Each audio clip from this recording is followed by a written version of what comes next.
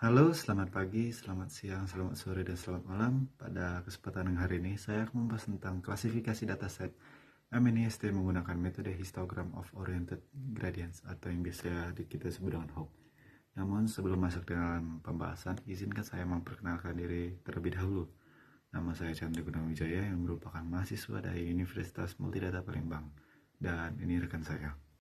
Halo, perkenalkan nama saya Ivan Armando Jauhari, NPM 2327250028. Angka merupakan bagian penting dalam kehidupan sehari-hari, terutama dalam pengolahan citra digital.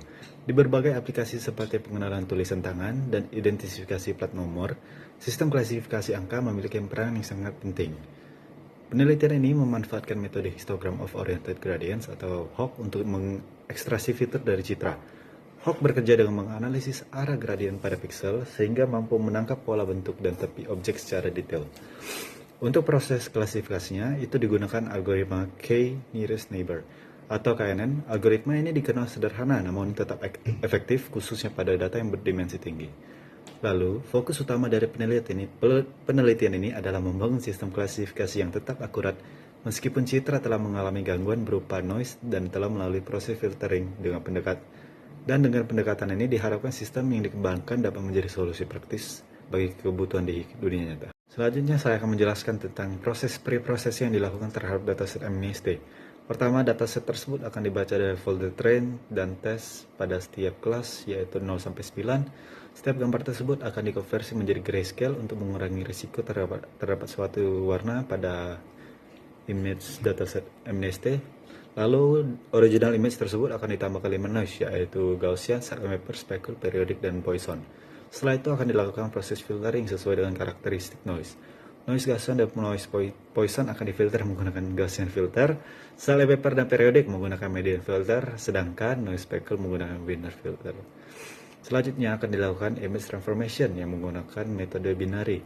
Gambar yang telah difilter diubah menjadi citra binar menggunakan fungsi imbinaris untuk menyederhanakan citra dan mempersiapkannya ke tahap ekstraksi fitur. Semua hasil dari penambahan noise yang sudah difilter dan juga gambar binar akan dikumpulkan menjadi satu file mat, yaitu bernama preprocessing noisy data al.mat. Dalam file mat tersebut akan menyimpan 3 struktur data, yaitu noisy image, filter image, dan binary image. Sebagai contoh, ditampilkan hasil dari satu gambar yang memperlihatkan bagaimana citra berubah dari kondisi noise lalu difilter hingga menjadi bentuk binar. Masing-masing ditampilkan bersama histogramnya untuk melihat distribusi nilai pixel. Tahapan ini cukup penting untuk meningkatkan kualitas input ke model klasifikasi agar performa model tetap baik meskipun gambar mengalami gangguan noise. Pada tahap ini, dilakukan ekstraksi fitur dari gambar yang telah difilter menggunakan metode Histogram of Oriented Gradients atau HOG. Tiap gambar diproses untuk 5 jenis noise yang sudah difilter, yaitu Gaussian, Salt and Pepper, Speckle, Periodic, dan Poisson. Fungsi extract HOG features digunakan untuk menghasilkan vektor fitur dari masing-masing citra dengan parameter cell size 4x4. Fitur-fitur ini disimpan dalam struktur features dan diekspor ke file features extract.mat sebagai input untuk pelatihan model klasifikasi.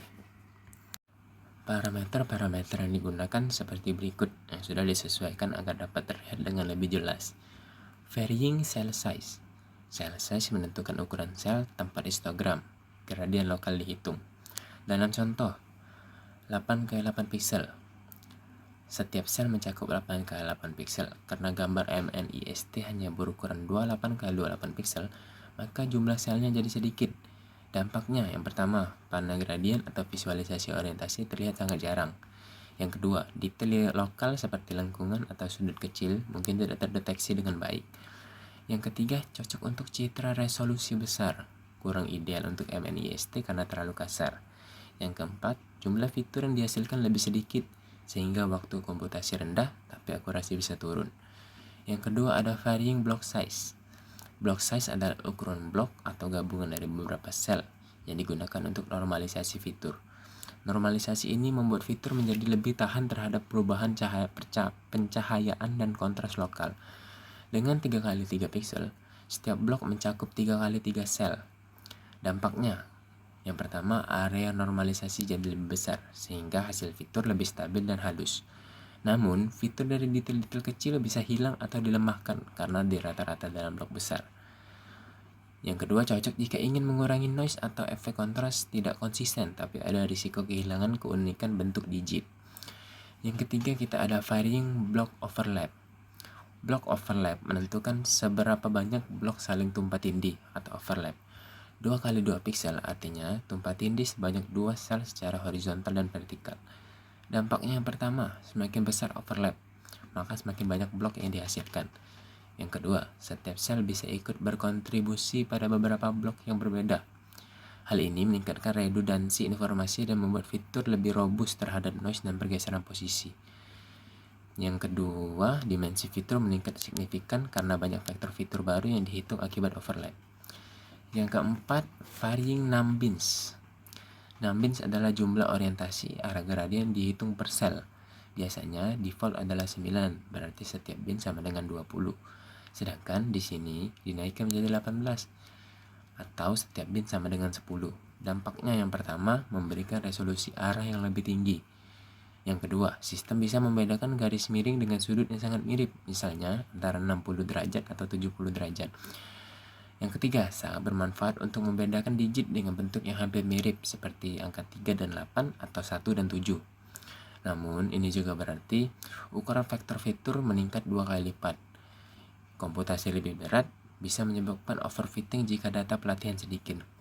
Kelebihannya, yang pertama, detail arah gradien sangat kaya, yang artinya numbins besar menangkap variasi arah lebih halus. Block overlap besar membuat banyak versi normalisasi dari arah yang sama, memperkuat informasi bentuk. Yang kedua, tahan terhadap noise dan pergeseran posisi.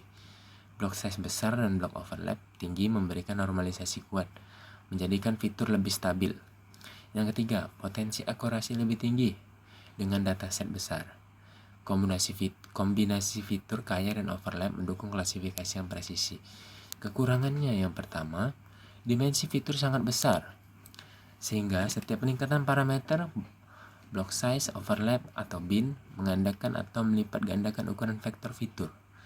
Ini membuat komputasi menjadi lebih lambat, butuh memori yang besar, terutama saat training dan inference. Yang kedua, risiko overfitting, terutama jika dataset pelatihan tidak besar. Model bisa terlalu menghafal noise atau detail tidak penting. Hal ini membuat performa buruk saat diuji dengan data baru.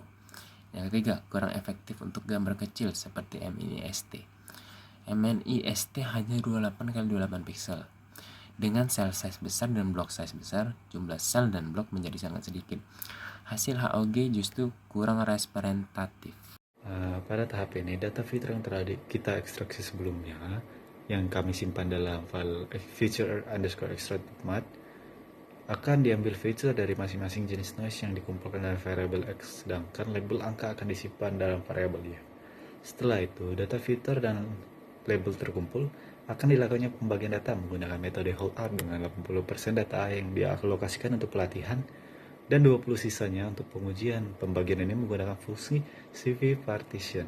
Hal ini kami lakukan dikarenakan pada bagian preprocessing, kami mengumpulkan data train dan tes menjadi satu, sehingga kami membutuhkan fungsi CV partition untuk memecah kedua tersebut. Selanjutnya, mode klasifikasi kemudian dilatih menggunakan metode k-nearest neighbor dengan jumlah tetangga sebanyak 5. Proses pelatihan ini dilakukan menggunakan fungsi fitken, fit k-nearest neighbor classifier, dan hasil model disimpan ke dalam file knn_model.mat. Model yang sudah digunakan untuk memprediksi label dari data pengujian, hasil prediksi ini akan dibandingkan dengan label asli untuk menghitung tingkat akurasi. Akurasi tersebut akan dihitung dalam bentuk presentasi berdasarkan jumlah prediksi yang benar dibagi dengan jumlah total data uji. Nilai akhir akurasi ini ditampilkan sebagai ukuran seberapa baik model mengenali citra digit yang diberi noise sebelumnya. Ini adalah antarmuka pengguna sederhana untuk mengklasifikasikan citra digit tulisan tangan. Pengguna dapat memilih gambar digit, lalu sistem akan menampilkan hasil klasifikasi menggunakan model KNN yang sudah dilatih sebelumnya. Citra dikonversi ke grayscale, resize ke 28x28 pixel. Lalu, fitur Hawk diekstraksi. Setelah itu, prediksi dilakukan dan ditampilkan hasil label jumlah fitur Hawk. serta waktu proses klasifikasinya secara real time.